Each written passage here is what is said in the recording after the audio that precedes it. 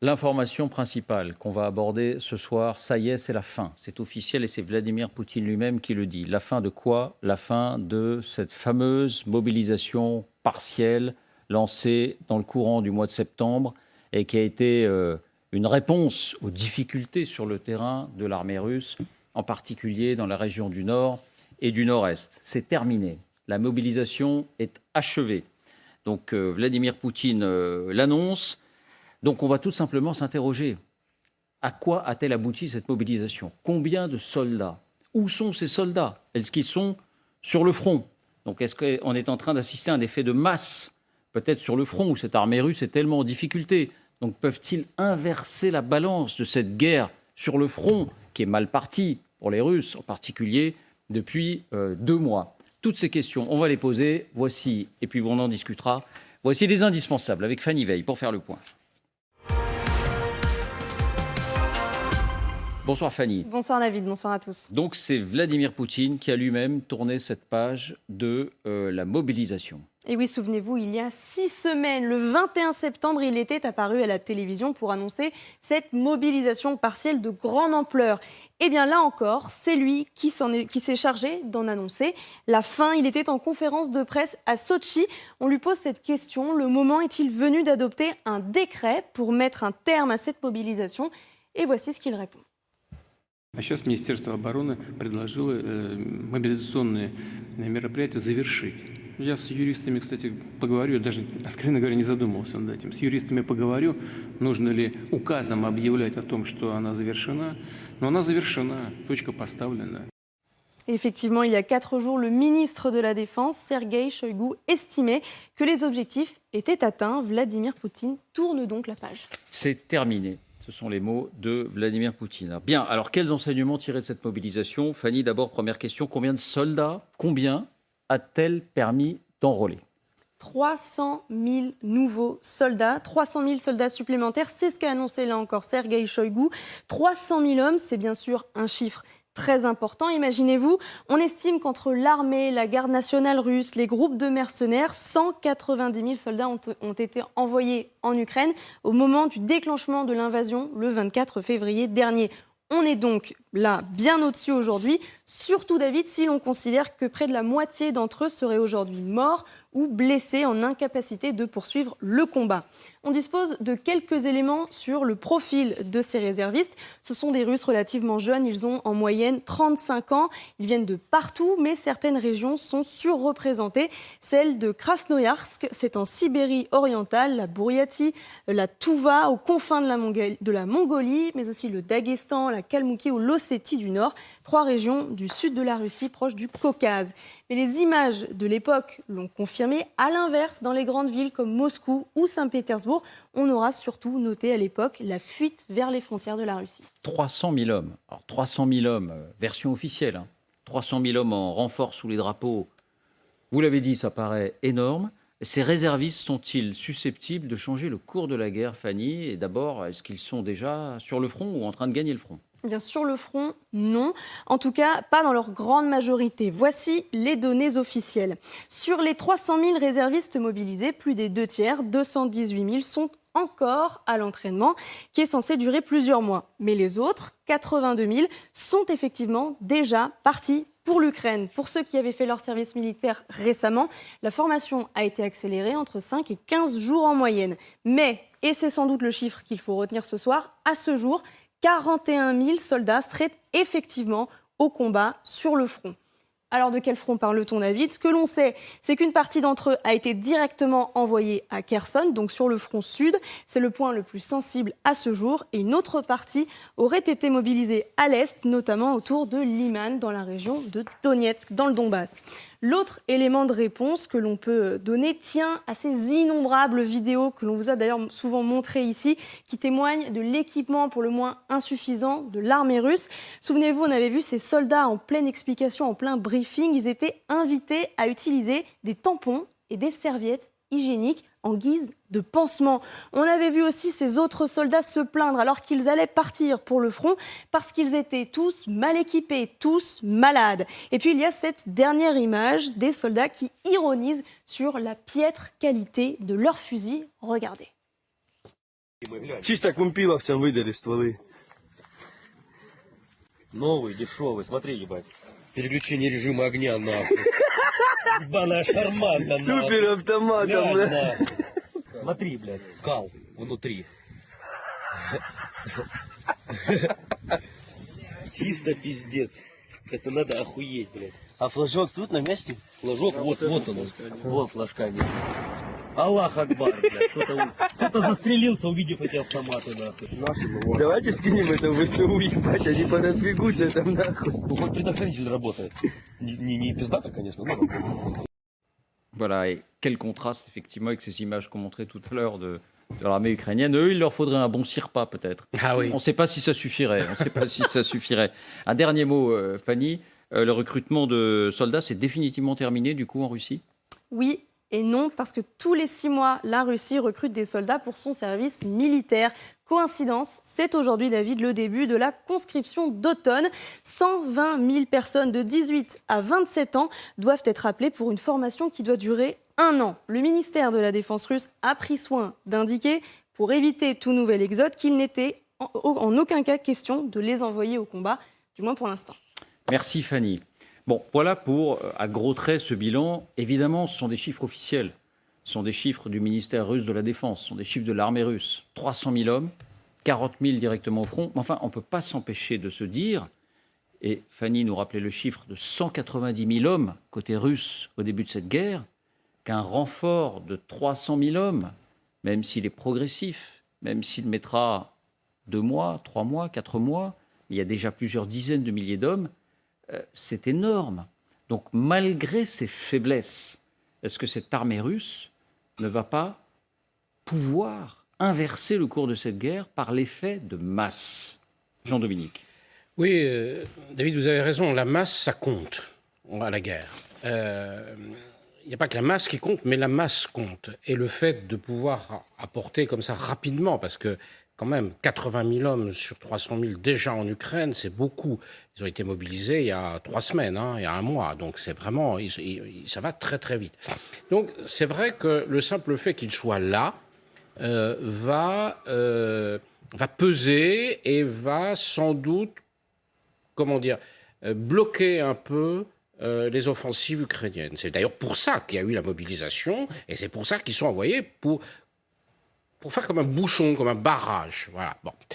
Ça ne veut pas dire qu'ils auront la capacité de relancer des offensives, parce qu'on a vu une armée, alors là, qui était une armée professionnelle, de jeunes, se casser les dents sur l'armée ukrainienne. On l'a vu dans les derniers mois, on l'a vu on le voit encore.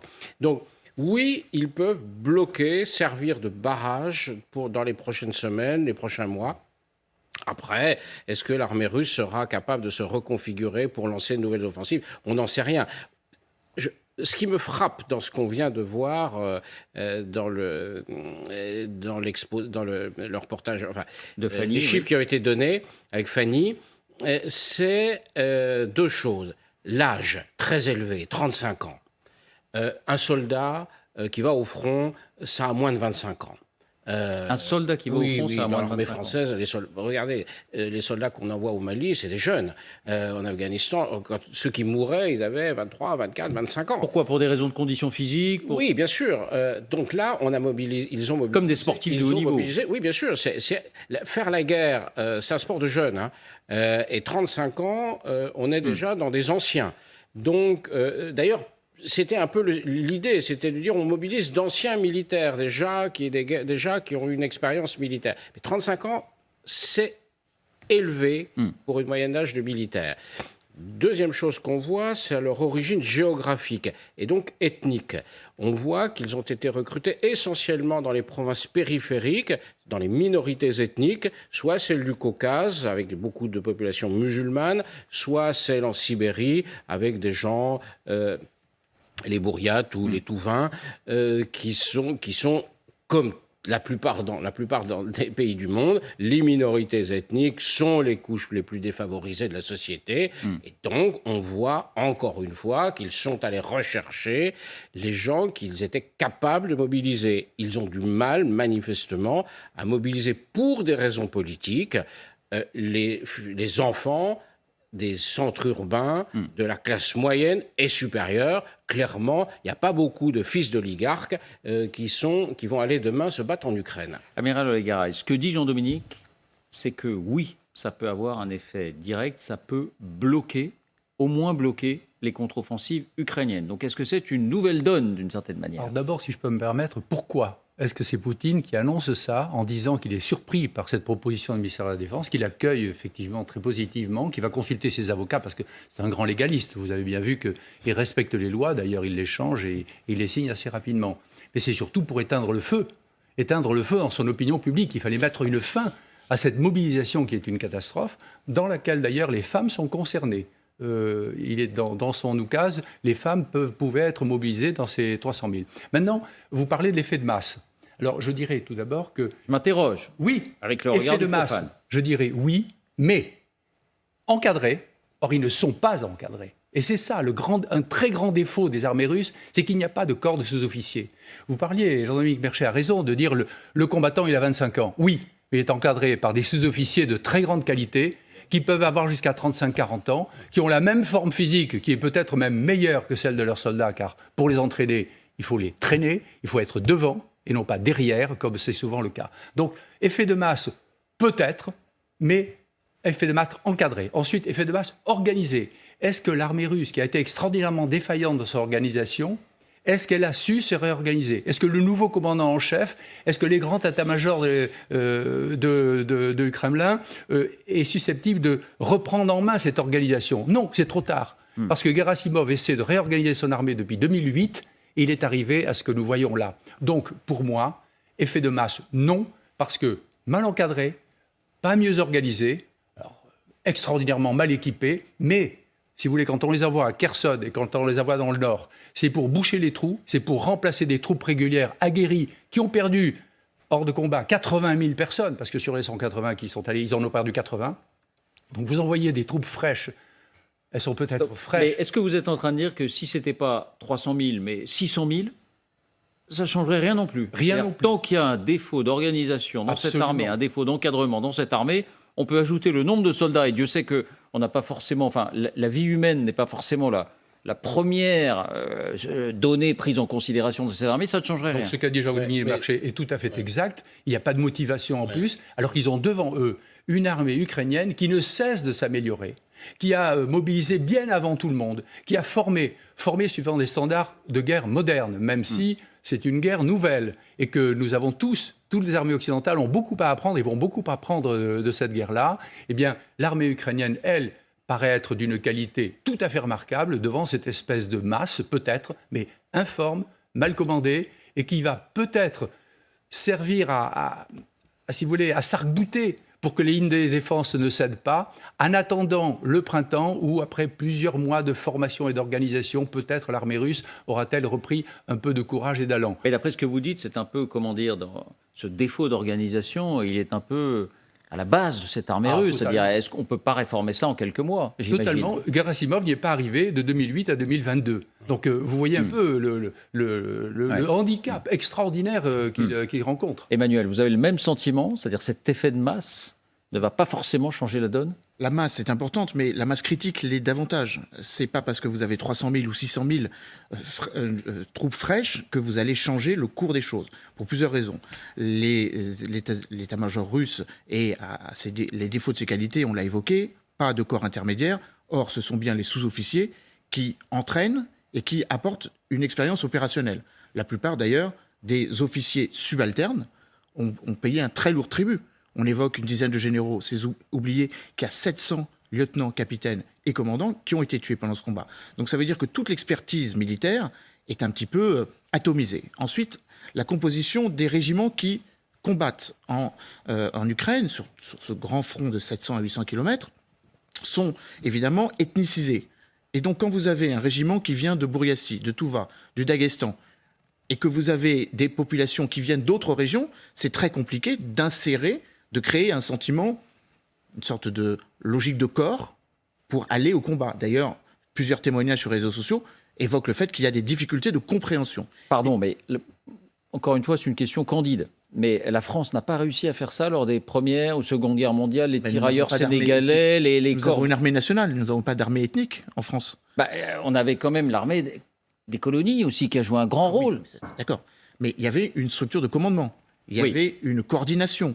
Là, vraisemblablement, ce n'est pas le cas. Puis le dernier élément, d'ailleurs, ce n'est pas moi qui le dis, c'est le président de la commission de la défense de la Douma qui évoque le fait que la Russie a pris énormément de temps, loi de modernisation en 2008, dépensé énormément d'argent, et que ce n'est pas le nombre qui compte, c'est le matériel dont il dispose.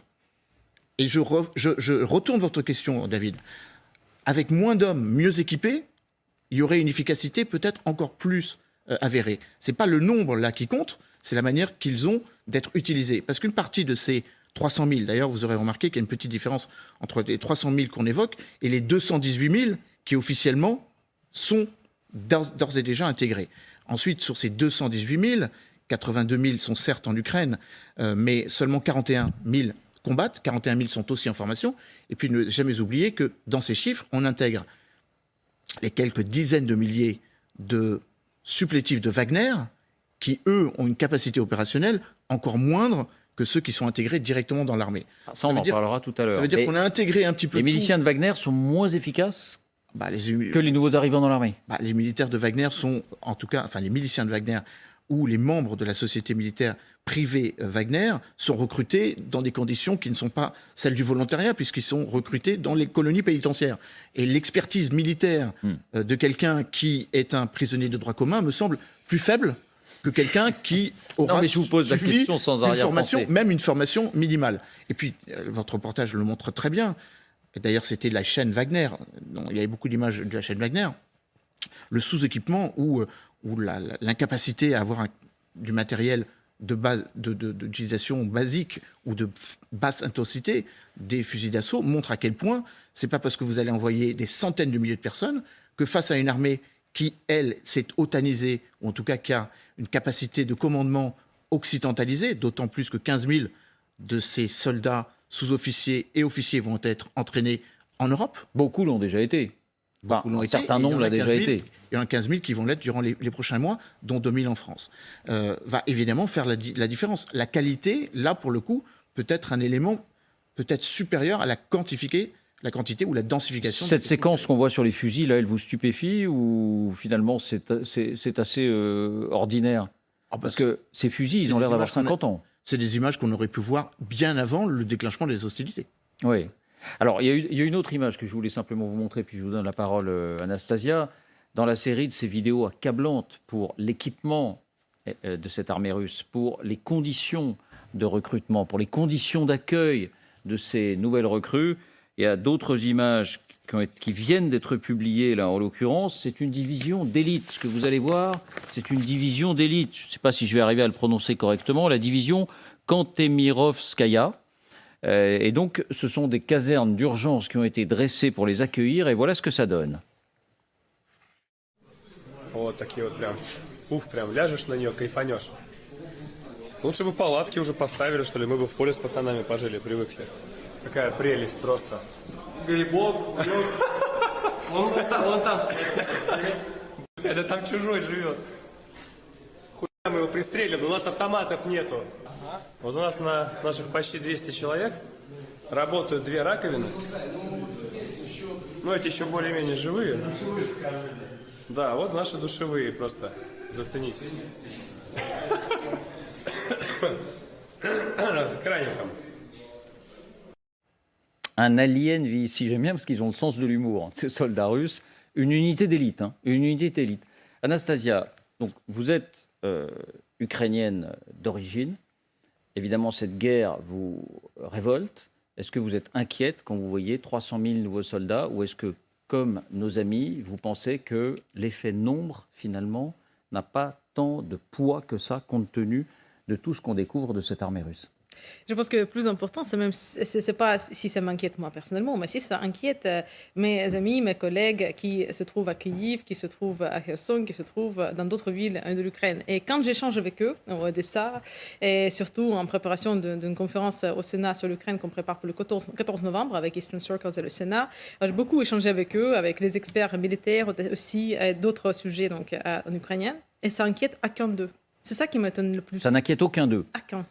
Ça n'inquiète aucun. Parce que la guerre, et c'est pour ça que cette image aussi de la femme en tête d'un groupe d'Altérie est importante. Parce que la guerre, elle n'est pas un combat humain bras à bras. C'est pas ça qui fait reculer l'armée russe. C'est les gens qui savent bien faire taekwondo ou je sais pas quoi, ou judo. C'est vrai qu'il y a eu peu de combats directs en face à face. C'est plutôt depuis l'artillerie le début. qui les fait reculer. Et le plus loin les missiles puissent voler, le mieux c'est. Donc, dans les chiffres, pour redresser donc l'effet de masse, dans les chiffres qu'on a vus, on a oublié un chiffre. On a oublié le chiffre des soldats russes qui se trouvent en Russie aujourd'hui, mais qui vont jamais participer ni dans l'entraînement, ni dans les combats en Ukraine, mais qui ont été mobilisés. Est-ce que vous pouvez deviner ce chiffre? De quoi je parle? Ce sont les soldats russes qui, depuis le 21 septembre, sont déjà retournés en Russie de l'Ukraine dans les cercueils. Et il y a beaucoup. Ce sont les soldats russes qui n'ont pas vraiment suivi plus de préparation que ça, qui ont été mobilisés, même des banques, des sociétés de l'État, type Rosatom, par exemple. Donc, les sociétés qui s'occupent, par exemple, des centrales nucléaires en Russie. Et là, il y a 15% du personnel de Rosatom qui a été mobilisé, déjà, dès 21 septembre. Vous voulez dire qu'en plus des milliers. Donc, de ne pas gagner en efficacité, l'armée russe prive l'économie russe de ressources précieuses. C'est que même surtout que ces chiffres-là ne sont plus d'actualité. Parce que là, on regarde les chiffres. Après un mois, presque et demi, après le début de la mobilisation. C'est-à-dire, on parle des milliers et de milliers de personnes déjà mortes. Parmi ces chiffres-là. Parce que après le 21 septembre, et moi je connais personnellement des cas, et j'ai des amis qui connaissent beaucoup plus des cas qui sont en Russie, qui ont vu, qui n'étaient pas du tout en Buryatie, qui étaient à Moscou dans une banque, qui gagnaient très bien leur vie, et qui étaient très haut gradés, très bien placés, dans l'âge de 35, 40 ans, et qui ont vu un homme arriver avec un paquet de papier, qui a distribué un papier à chaque personne de leur département de la banque. Mobilisation. C'est ça la mobilisation. Et les personnes de 35 ans ne signifient pas forcément leur expérience militaire. Ils peuvent ne pas avoir plus d'expérience militaire que moi, mais ils peuvent toujours avoir 35 ans. Deuxième point, quand on entend Vladimir Poutine parler que la mobilisation, c'est fini, en tant qu'observateur que même de la géopolitique russe, ça me rappelle quelque chose. Ça me rappelle surtout des annonces que Vladimir Poutine a fait, par exemple, en septembre 2017, si je ne me trompe pas, après un an et demi, en 2 ans, après l'introduction, 2 ans après l'introduction de troupes russes en Syrie. Il a dit presque la mission accomplie. Est-ce que ça veut dire que les Russes se sont retirés de la Syrie? Non, ça n'a pas dire ça. La connexion quand même avec le 1er novembre. Ça peut continuer, c'est ça que vous voulez dire? Bien sûr, ça peut continuer. Et c'est pour ça que l'article dans le décret d'origine sur la mobilisation, l'article qui mentionne le chiffre qui a été diffusé sur les médias, c'est 300 000. Mais l'article qui mentionne le chiffre, c'est un article fermé, juste pour le usage service. Donc on ne sait pas, on ne connaît pas le vrai chiffre. Et les médias russes type Novaya Gazeta Europe et type Medusa ont évoqué le chiffre d'un million. Ils ont évoqué les chiffres de 1 million. 1 million? 1 million. Attendez, 1 million de personnes enrôlées. 1 million de personnes susceptibles d'être mobilisées. Oui, mais... Donc pour moi, cette annonce, la mobilisation est finie, elle s'adresse d'abord à le public intérieur russe. Pour dire, vous pouvez revenir les gars, les 1 million qui a quitté le pays depuis en essayant de se sauver. Oui. Vous pouvez revenir, mais revenir pourquoi? La même chose, le deuxième, et qui va vraiment croire à cette promesse? Parmi les Russes, je pense qu'il y a très peu de personnes qui vont y croire, que c'est fini vraiment. Et la deuxième promesse, que les nouveaux recrues, ni les jeunes qui vont être recrutés dans cette séquence de tous les 6 mois, le 1er novembre, qui est bien sûr... La conscription, exactement, merci pour ça. Donc, qui est bien sûr lié au fait de cette annonce que la mobilisation soit finie aujourd'hui, le 1er novembre, comme par hasard, qu'eux, ils ne seront pas mobilisés et envoyés sur le front ukrainien. Le prix de cette promesse, on a vu déjà aussi, parce que c'était la même promesse qui était donnée le 24 février. Et combien de conscrits on a vu sur le front ukrainien revenir dans les cercueils? Beaucoup. Emmanuel, vous c'est le disiez. effectivement ce paradoxe. Il y a 2 séquences de mobilisation, en novembre et en avril. Donc 120 000, donc c'est à peu près 240 000. Des jeunes hommes de 18 à 25 ans, 18 à 27 ans, pardon, qui, a priori, sont mieux entraînés, parce que ça fait partie des traditions russes de ces 2 mobilisations. Et pourtant, Vladimir Poutine et Sergei Shoigu disent qu'ils ne seront pas mobilisés. Donc on a un petit peu le sentiment d'une contradiction absolue, puisqu'il a fait une loi martiale partielle dans des régions périphériques. Alors, qu'est-ce que cela veut dire? Ça veut dire que les jeunes de ces régions sont plus mobilisables que les autres. Sans doute, est-ce là un autre... En tout cas, je retiens dispositif qu'à la question qu'on pose, est-ce que c'est une nouvelle donne, cette mobilisation russe terminée? vous êtes plutôt enclin à penser que ça n'est pas une nouvelle donne. En tout cas, du point de vue militaire, Jean-Dominique, vous pensez qu'il faut être peut-être plus prudent compte et que ça quand peut en même. tout Il cas faut pas- bloquer il faut pas certaines faire, situations. Prenons des exemples. Prenons un exemple. C'est l'exemple de Kherson. Tout le monde dit que non seulement le sort de cette guerre se joue peut-être à Kherson, la seule capitale d'une région annexée par Vladimir Poutine qui risque d'être reconquise, le rapport de force n'est pas défavorable aux Ukrainiens, et que non seulement c'est un enjeu militaire, mais que la chute de Kherson pourrait entraîner la chute de Vladimir Poutine, si elle interviendrait. Le fait de masser des milliers d'hommes, 5 000, 10 000, 20 000, 30 000 hommes supplémentaires à Kherson, est-ce que ça a une influence, est-ce que ça aurait une influence sur la bataille de Kherson? Pour prendre un exemple. Oui, ça peut. Non, en dit avoir, l'amiral mais- Olagaré. Oui, enfin, je pense que ça ne renversera pas la table. Voilà. Parce que c'est un duel d'artillerie. Ça ne renversera pas la table, mais ça peut effectivement freiner l'évolution de la situation. Ça peut peser dans la balance. Il faut pas. C'est pas rien de mobiliser 300 000 hommes, même si ils ont 35 ans, même s'ils sont mal entraînés, mal équipés. Ça va freiner les choses. Ça ne va pas renverser la table. Définitivement, c'est pas une bascule dans la guerre. C'est simplement, voilà, les Russes ont été obligés de faire ça. Vladimir Poutine a pris un grand risque politique à le faire. Hein. Et d'ailleurs, c'est sans doute pour ça, comme ça a été très bien dit, qu'il arrête les frais assez vite en disant, bon, ben c'est bon, tout en se réservant la possibilité de continuer. C'est vrai. Mais il y a la question qu'il faut se poser, à laquelle on n'a pas vraiment de réponse, parce que il faudrait des études extrêmement sophistiquées sur les capacités russes, c'est combien l'armée russe est capable d'intégrer de Oui. soldats. On revient à Manifestement- l'encadrement, on revient à manifestement, l'organisation. 300 000 semble aujourd'hui le maximum qu'ils peuvent faire. Puisque, pourquoi ils arrêtent aussi maintenant? C'est parce que les conscrits vont arriver. Et donc, les conscrits doivent passer sans doute par des centres d'entraînement qui sont ceux des mobilisés. Donc, oui, Il y a peut-être embouteillage. peut-être que au printemps, on verra une autre vague de mobilisation partielle de 300 000 hommes. Mais ça, on n'en sait rien. Amiral. Et on en reparlera. Pour prendre l'exemple précis de Kherson, c'est la bataille avec un L majuscule. Pour vous, ça ne changerait rien de voir arriver 20 ou 30 000 hommes? D'abord, le sort de la guerre ne se joue pas à Kherson. Le sort de Poutine, oui. Le sort de la guerre, non. Parce que les Russes peuvent très bien se replier sur le rivage oriental du Dniepr. Donc ça, non. Mais c'est une décision politique que de maintenir 20 000 hommes à se battre. Mais quels 20 000 hommes?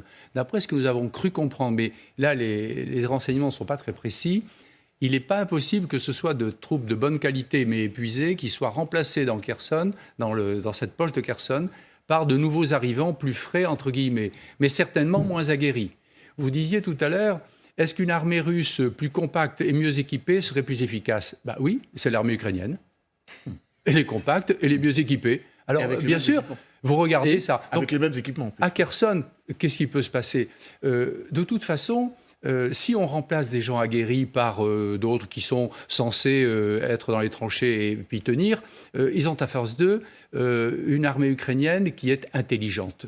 On ne dira jamais assez de bien du chef d'état-major très discret de l'armée ukrainienne qui semble réussir à peu près tous les mouvements et toutes les initiatives qu'il prend. Bon. Ils ne vont pas se battre pour la ville de Kherson. Ça m'étonnerait. Les Ukrainiens ne vont Parce pas que écraser leur ville. Oui. Ils ne vont pas perdre du monde là. Ils vont enserrer. Ils vont tourner. Et là, que feront? Comme ils Comment résisteront les ils nouveaux? l'ont fait d'ailleurs dans le nord et le nord-est. Oui, tout Il n'y a à pas fait. eu de bataille C'est corps à beaucoup corps. plus intelligent, c'est beaucoup plus économe en homme. Et puis, ça use énormément, si vous voulez, le moral des Russes. Et puis, surtout, la position de Poutine. Ah, oui, rapidement, sur Kherson aussi, Emmanuel. La topographie joue beaucoup. Kherson est une ville importante, mais ça verrouille la Crimée. Parce qu'après, c'est 100 km de plaine. Et si la ville tombe et que la ligne de front recule, ben on va avoir la même logique que la dislocation auquel on a assisté au début de l'automne, avec une pénétration plus rapide. Et là, le sort de Kherson est lié à celui de Poutine, mais le sort de la Crimée est lié à Poutine. Mais Crimée. ma question, Emmanuel, c'était est-ce que l'arrivée de 20 ou 30 000 hommes, 20 ou 30 000 soldats russes en plus, peut changer la donne à Kherson? En quelques mots. Pas certain qu'il y ait 20 000 hommes qui arrivent à Kherson. Il y en a 20 000 qui sont Je ne suis pas certain que c'est Et l'intérêt de la avec quelle Russie de renforcer. logistique? Il n'y a plus que 2 ponts. Avec Et quelle je vois logistique? pas- C'est ce que j'allais dire, je ne vois pas comment ils y arriveraient. Vous ne pouvez pas. Ils ne peuvent pas les entretenir même. Ceux qui y sont survivent. Ils peuvent alimenter des gens qui sont déjà installés, qui savent déjà à peu près faire la guerre. Vous en mettez 20 000 nouveaux. Avec quoi? Quels équipements? Comment Comment on on leur fait fournit traverser un le arme? Dniepr, déjà? Bon, non, mais c'est